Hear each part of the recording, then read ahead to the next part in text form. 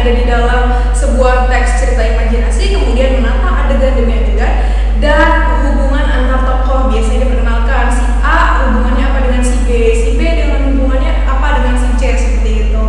Setelah pengenalan cerita, ada pengungkapan peristiwa. Nah, di bagian ini disajikan peristiwa awal yang menimbulkan berbagai masalah dan juga pertentangan. Jadi ini mulai timbulnya masalah, seperti itu.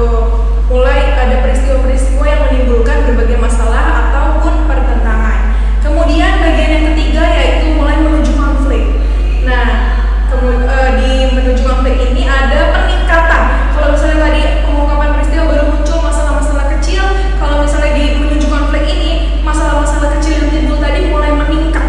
Mulai adanya berbagai situasi yang akhirnya menyebabkan bertambahnya masalah. Kemudian baru bagian selanjutnya yaitu puncak konflik atau biasa kita kenal dengan klimaks. Di klimaks ini menentukan perubahan nasib beberapa tokoh yang ada di dalam teks cerita imajinasi.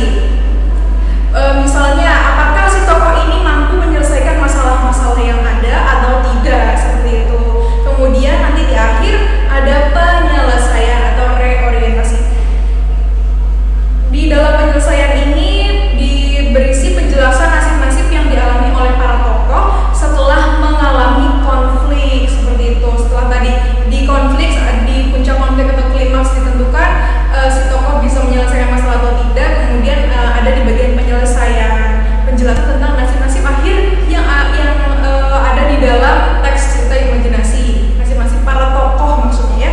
Kemudian yang selanjutnya kita bahas tentang penokohan. Nah, penokohan ini adalah bagaimana cara si pengarang atau penulis menggambarkan karakter-karakter tokoh yang ada di dalam sebuah teks cerita imajinasi. Cara penggambaran yang pertama yaitu menyebutkan secara langsung.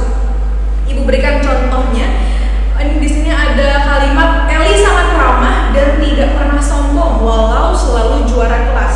Nah, ini si tokoh si pengarang menggambarkan tokoh dengan menyebutkan secara langsung. Secara langsung karakternya seperti apa, wataknya seperti apa, disajikan langsung bahwa si tokoh ini memiliki watak atau sifat yang ramah, yang tidak sombong, seperti itu. Jadi disebutkan secara langsung. Kemudian cara yang kedua ada menggambarkan fisik. Ini contohnya ada ia berotot kekar, urat-urat lehernya tampak keluar saat ia sedang bicara. Ini menggambarkan bahwa si tokoh ini adalah seorang yang kuat, gitu ya.